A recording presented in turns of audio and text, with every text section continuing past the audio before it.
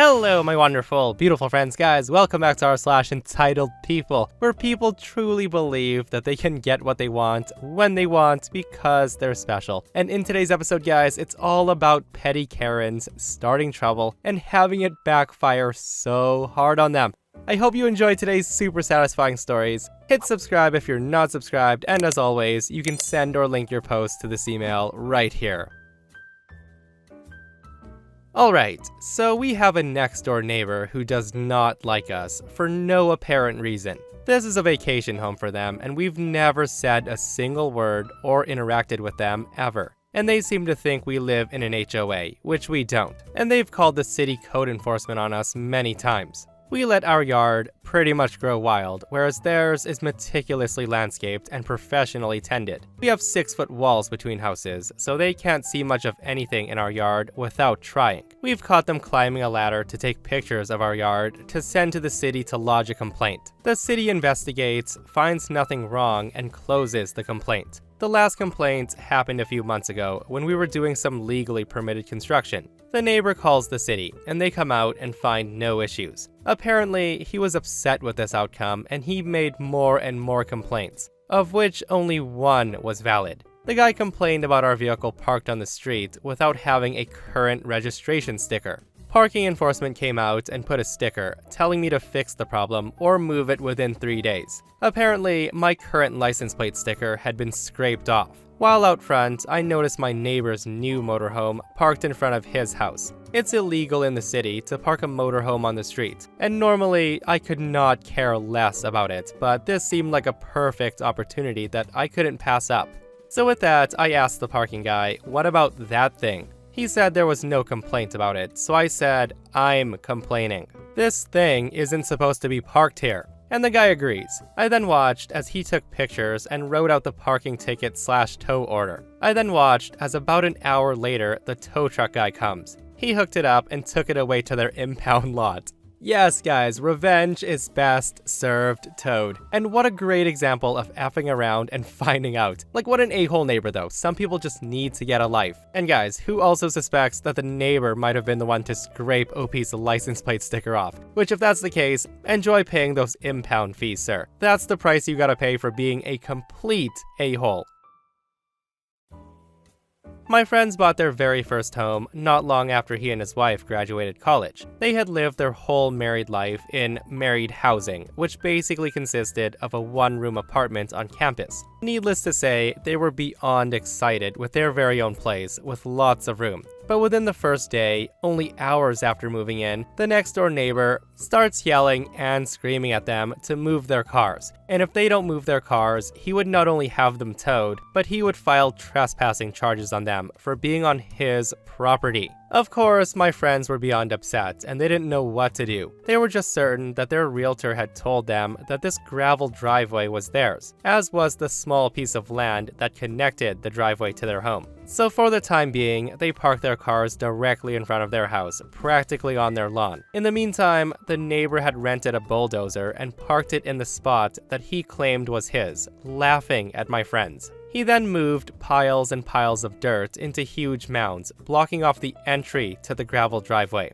Seeing as how I work for the state as a social worker, I know quite a few people at the local courthouse. So I called a few people and I was directed to someone that could get me a copy of the land survey that had been done on my friend's property. After pulling a few strings, I managed to get a copy of it, and this is where it gets really good. It almost makes me want to jump up and down again while telling the story. You see, the land survey showed that the gravel driveway and the little piece of land connecting it to my friend's house was theirs. The crazy neighbor was actually trespassing by having his rented bulldozer on their property. And what makes it even better is that he had used his bulldozer to destroy their property by moving the huge mounds of dirt all over. So of course, I told my friends, and they called the police. Because there was no reasoning with this man. The police officer was just wonderful. He explained to the neighbor that he was trespassing and that he had to remove the bulldozer immediately. And that he was lucky because his neighbors had declined to press charges against him for destruction of their property, on the condition that he repair the driveway to its original condition so it could be accessed by the owners. Needless to say, the neighbor hasn't caused any more problems for my friends, and he avoids them at all cost. Guys, I love this one so much. And I'm not gonna lie, if I were in OP's friend's shoes, I don't think I would have been so nice, especially after the guy was such a jerk. Personally, I would be playing dumb, guys. I'd be calling the cops while his bulldozer was still on my property and telling them, I don't know what my neighbor thinks he's doing, but he's digging up my property with a frickin' bulldozer. Please, come arrest this man. With that said, I hope OP's friends, at the very least, put up no trespassing signs on that gravel driveway, just so the neighbor has to look at it every single time he's outside. Years ago, when my wife and I first got married, we moved into a small one-bedroom apartment together. We found out later that this particular unit has been vacant for quite a while. The woman on the other side of the shared wall was an elderly woman. Now, she never spoke to us, but she was overtly rude to us and demanding. Very quickly after we moved in, we received a notice that someone complained about excessive noise. Now, we were young, but we never liked to throw parties at our own house. We just went out. So we had never even had people over at this point. We were quite confused by this. We called the office, and they told us not to worry too much about it. It must have been a misunderstanding. About a week later, we get a knock on our door, and it's the police. We open the door to see what's up. They tell us that a neighbor's called and complained that we were being way too loud. Now, we were literally sitting in the living room watching TV. We showed the officers as much and they apologized and left. This happened several more times over the coming months. Cops kept showing up randomly due to this neighbor's complaints. One time, we even came home from a movie to the cops knocking. We showed them our ticket stubs and then opened the door to a dark and silent apartment. At this point, the officer said, "Okay, we'll take care of this." I closed the door, but I stayed at the door and watched them walk towards my neighbor and knock on her door. I hear them telling her that she's to stop calling them for nothing, or there will be consequences. So after seeing this, we now know for sure who was calling. A few days later, we were parking and I saw her pull in right after us. My wife decided to try to talk to her finally to see if we could figure out the problem. So my wife walks towards her car smiling, saying hello. The woman just locks herself in her car and she starts crying. We left her, obviously. My wife then went straight to the office to speak to the staff about the issue. I went inside and waited at the peephole. Now, this woman was very old and she walked with a walker. I hear the outside door close and I wait a few seconds and she comes into view on my peephole. While the woman's walking by, I reach back and I kick the door with all my might. The woman screams, lifting her walker into the air and screams as she nearly sprints to her apartment. After a few minutes, I get out my vacuum and start running it as cover because I know what's coming. A few minutes later, sure enough, the police are at my door. Lucky for me, it's the same cops as last time. I shut off the vacuum and answer the door. They apologize for the intrusion, but they have to come and ask if I had struck my door as she had walked by. I was aghast at the accusation. I say to the cops, "Guys, come on, I would never. What kind of a childish monster would do that to an old woman?" Now, I don't know if they believed me or not, but they accepted the explanation. Little did I know, this was the final straw. She was not allowed to renew her lease a few months later, and she was cited for improper use of 911, and we were granted an order of protection against her. Now, was I an a-hole and super petty? Definitely. Do I regret it? Sometimes. Would I do it again? Abso-effing-lutely. Yeah, guys, so that Karen got what was coming to her. Like, being petty and repeatedly calling the cops on people for the littlest things is such a crappy thing to do. Like, I'm not gonna lie, I did feel bad for her because she's an older woman in her 70s, but then I remember one comment that I read one time, where somebody was like, "Nah, don't feel bad for people because they're old. Those people used to be young a-holes. They just aged and became old a-holes." Let me know if you guys agree with that or not.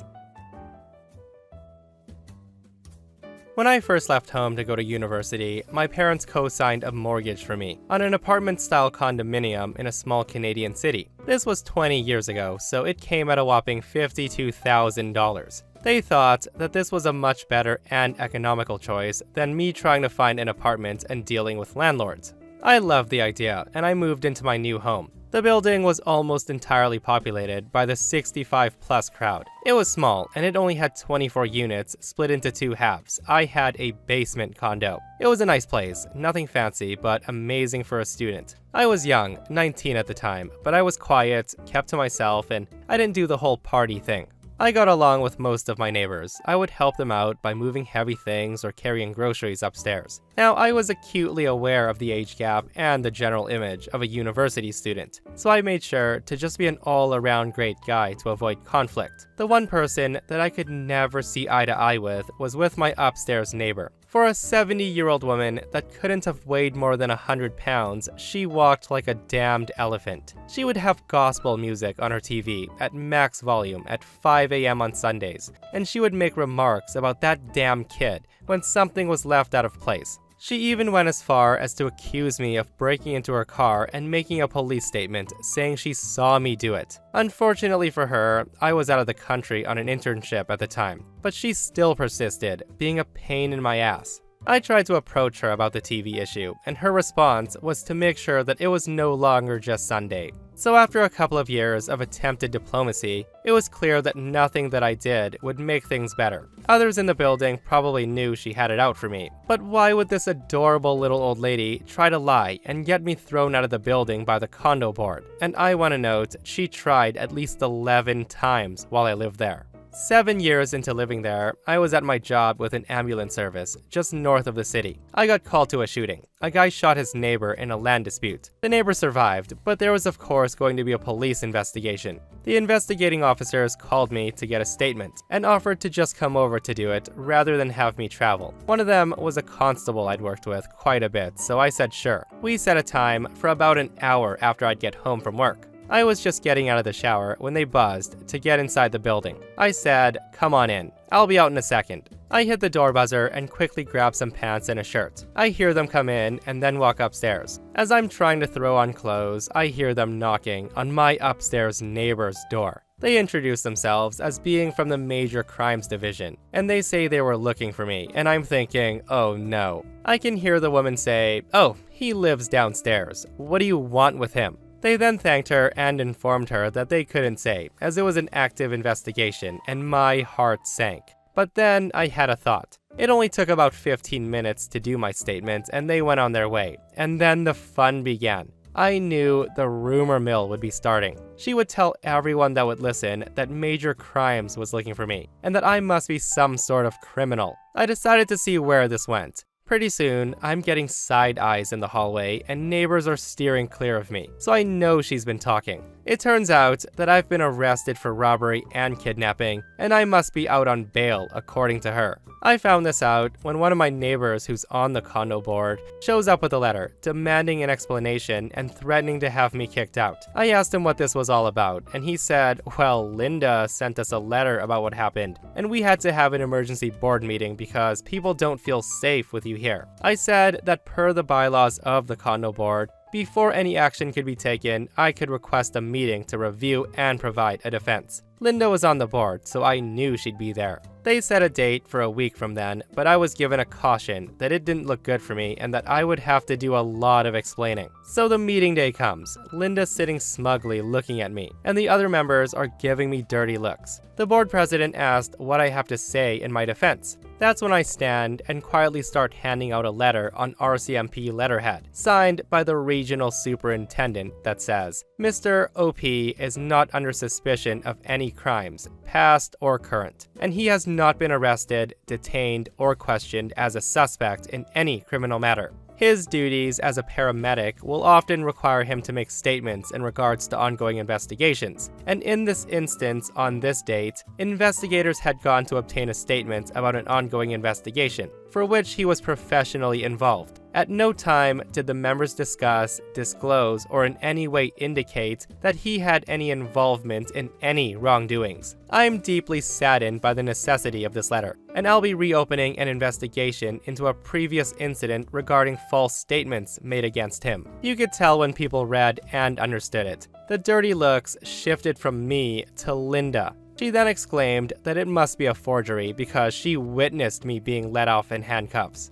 She then pleaded that they should believe her and not me because I'm some young hooligan. That didn't help her. I just stood and addressed the board and outlined the years of abuse and harassment, including the false accusation of a break and enter to a vehicle. I then informed the board that on the advice of my lawyer that I do not discuss the matter further with any member of the board, as Linda being a part of it and using her position for the purposes of harassment has opened the board as a whole to litigation, and I was still weighing my options. The next day, I had a knock on my door. The board president had informed me that Linda was removed from the board, and that she was given a warning about her conduct and that any further harassment could result in proceedings to have her removed from the building. She also had a visit from police with a summons for providing a false statement and obstructing a peace officer. She had to attend court. She pled guilty for both, and she was given a suspended sentence and 1-year condition to not harass, threaten, or intentionally inconvenience me in any way. If she abided her conditions, she would receive an absolute discharge, meaning it would be removed from her record like it never happened. I moved to another province before the year was up, but for a brief period of time, I actually got to sleep in on Sunday mornings. Now that was well played, OP, and it's so funny how Karen went from falsely accusing OP of being a convicted felon to becoming one herself. Totally should have just left him alone. Again, some people love to start trouble for no reason. OP was in the comments stating that he didn't know why she targeted him, but he thinks it's because he was young and quiet. He had to have been up to something. So I got into a car accident a few days ago. It was minor, but mostly my fault. I was doing a K-turn out of a residential driveway on a busy street, and while backing up, I hit a car that was speeding to get past. There were no airbags deployed, and both cars were completely drivable. This accident happened at about 4:45. In the car was a middle-aged father and a mother, with a toddler in the car seat in the back next to the door that was hit. This family does not speak English. The father got out of the car and did the immediate "look at my damage," the woes that come with an accident. He tells me that there's a baby in the back and then shows me a still sleeping child. His wife immediately gets on the phone with who I believe is the police. We then pull into a parking lot to get off the busy road and wait. About 20 minutes later, I grabbed their hubcap out of the road and handed it to the gentleman, and he opened the back door again and showed me the sleeping baby. It's now about 5:40, and the couple's niece and her boyfriend show up. They immediately demand money to fix the car, and I told them we'll go through insurance. She asked several times if I really want to go that way, and I told her there was no way I had the money to fix both cars, so insurance it is. She then proceeds to call the police at that point, and I'm thinking the aunt was on the phone with her and not police. I'll wait even longer for the police to come then. Around 6:15, the toddler finally wakes up and starts crying. It's now been asleep for at least an hour and a half, and most likely is hungry. At 6:30, the cops show up and ask the niece if the baby needs paramedics. And the niece, who didn't show up until almost an hour after the collision, starts lying to the police about how the baby's been crying since the accident and to send them immediately. Now, I've been in a few accidents over the years as a driver, and now I'm starting to smell what this really is, an insurance scam. I looked through my dash cam and I was able to prove that they sped through a red light right before the driveway where I turned from. When the cop came to ask me what happened, I told him my side of the events, and then showed the dash cam proving the light was red in the direction they claimed to be coming from. For good measure, I also told the police that the baby only started crying like 15 minutes prior to when they got there. The niece then starts screaming that I was lying. I then told the police officer if what she says is true, I'd like to make a claim against them for child endangerment. They claim that the baby was crying for the last 2 hours from the accident, and never once did they call 911 for medical assistance. They called their niece to come here instead of emergency services, and only asked for them after they were offered. The car seat also isn't center mounted like required by state law and should be cited. At that point, the niece is calling me every name in the book like she just found out I cheated on her from Jerry Springer. I then calmly tell the officer that my dash cam was running the entire time we're stopped, and I have it on record when the child woke up. The officer just looks at her and said, "Ma'am, it's a crime to lie on a police report. Was the baby crying since the accident?" All of a sudden, she now had to check with her aunt and uncle to find out. She withdrew her claim, and the officer tossed out her witness statement because she wasn't an actual witness to anything. Hopefully no BS lawsuit comes from it. Guys, this is why I believe everyone should have a dash cam, because of sleazy people like this trying to scam others. And this person comments, always and immediately use your smartphone to take pictures and video as soon as you can. Don't wait until you've talked with anyone. Don't wait until you've called the cops. Check on your passengers first, and then take pictures and video. Once that's done, then check on the other people. If you're in a one-party state, record audio of that interaction. So here's some context. My husband, 34 years old, and I, 26 years old, got married 9 months ago, and we live in a different town from his parents. And his mom visited us unexpectedly on Friday. Now, to give some context about my mother-in-law, she's okay-ish, but she has no respect for her son's privacy, and by extension, mine. When it was time to go to bed, mother-in-law requested that we let her sleep in our bedroom, on the master bed. Not just that, but lock the door as well, because she explained she can't feel comfortable enough to sleep without locking the door. Now, I found this bizarre, but I politely declined, and then suggested other options like the guest room that has a bed and couch, but no, she turns around and she presented these options to me. My husband agreed, but I said no, and this initiated an argument between her and I. During the argument, I pointed out how I didn't want to be kept out of my room and away from my stuff. But she lashed out at my husband saying, "Don't you just stand there, you say something." That's when my husband told me to let her because it's just one night. But I told her those were all the options I had for her, and if she didn't like them, that I could book her a hotel.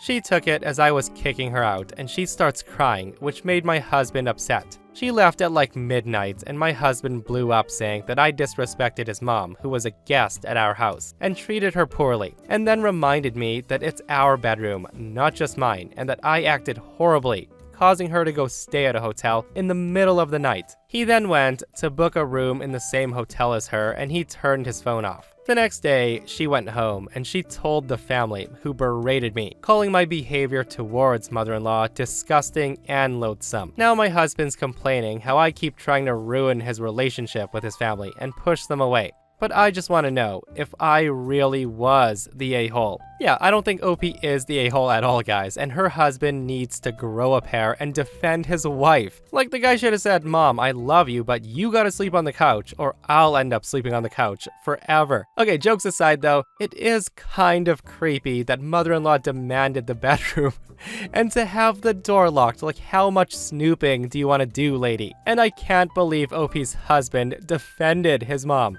Like, I love my mom, guys, but even that request is weird as heck. But you guys know the drill. How many of you would let your mother-in-law sleep in the bed you share with your significant other? I don't know many people that would, because gross. So yeah, that, my friends, brings us to another end of our /entitled people. Guys, I hope you enjoyed today's stories. I hope you didn't shake your heads too hard, and I hope you got some good laughs today because the stories were outrageous. If you missed the last episode on the channel, it's in our /malicious compliance episode, where OP's boss says everybody is useless to him, and he learns a lesson he won't forget. Go check it out if you haven't, and myself and Stevie Boy will see you guys in the next one. We love you.